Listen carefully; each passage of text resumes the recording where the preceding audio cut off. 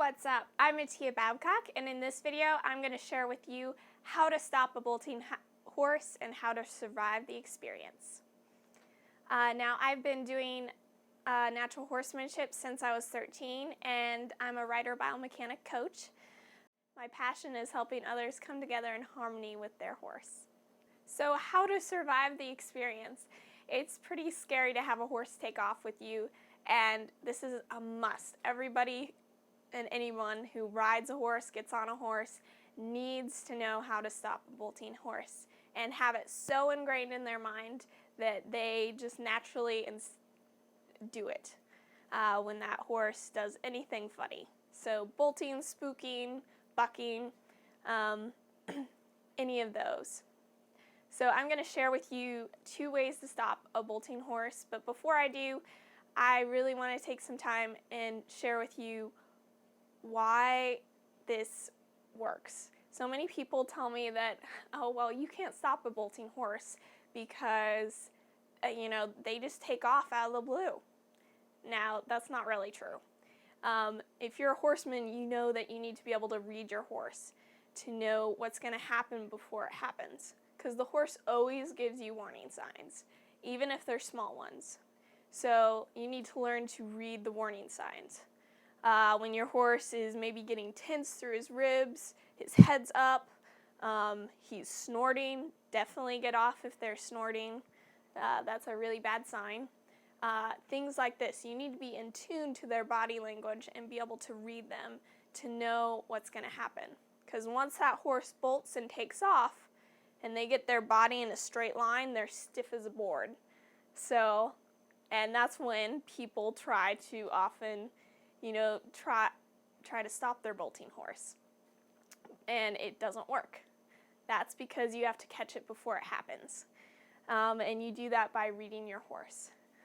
So ideally, for instance, I'm riding my horse and they're getting a little tense and their head's coming up, and they're maybe looking a little leery of something, or I think they're going to bolt and take off, I can get ready and be ready to do either lateral flexion or an ice break stop.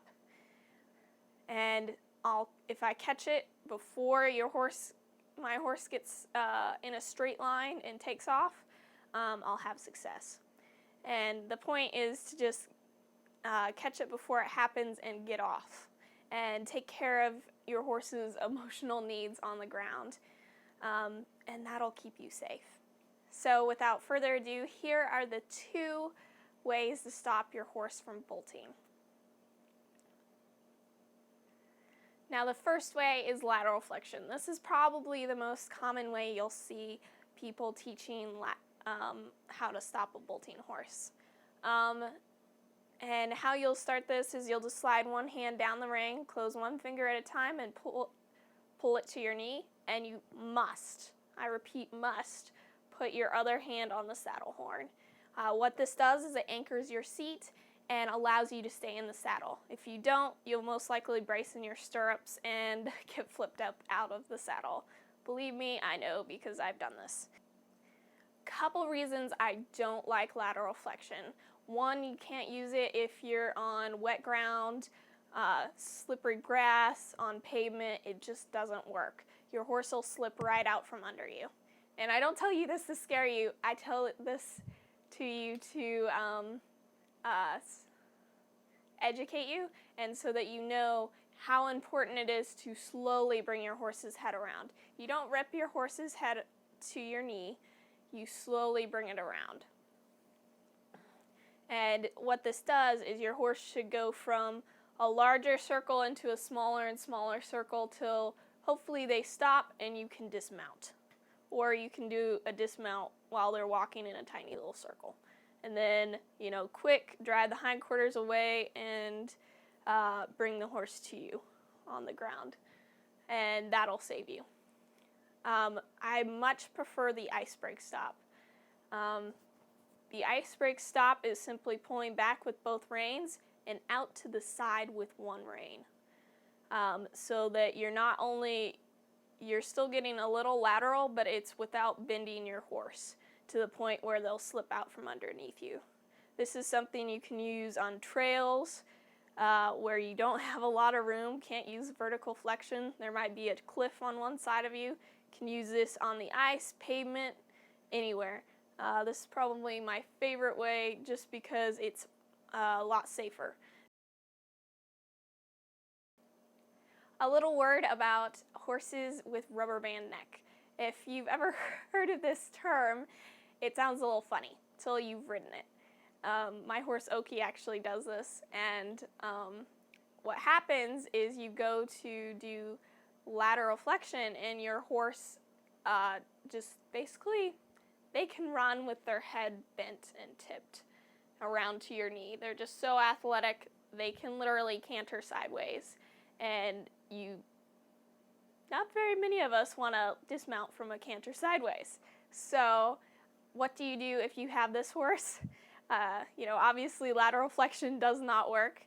That's when you'd use your ice break stop, or if you feel like your horse is going to buck, if you put pressure in front to stop your horse, a little tip is to just do a weave and just turn your horse, turn your horse, turn your horse. So you're still getting that lateral bend through your horse's body, which is important because we know if our horse gets straight, they can take off and bolt, right? So just keeping your horse bend, and I've done this and I've like zigzagged my horse back to the barn till I felt like I was at a place where I could jump off quickly and dismount. So I hope this gives you some good tips on how to stop your horse from bolting.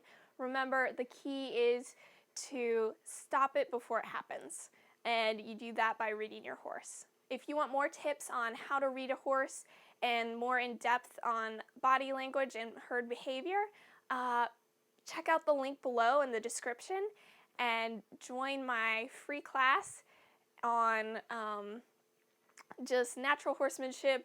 It has a bunch of awesome videos, and the one in the bonus section is about reading horses and horse behavior. So definitely check that out, sign up for that, and it's free, like why not? So, and press like and subscribe. Thanks for watching.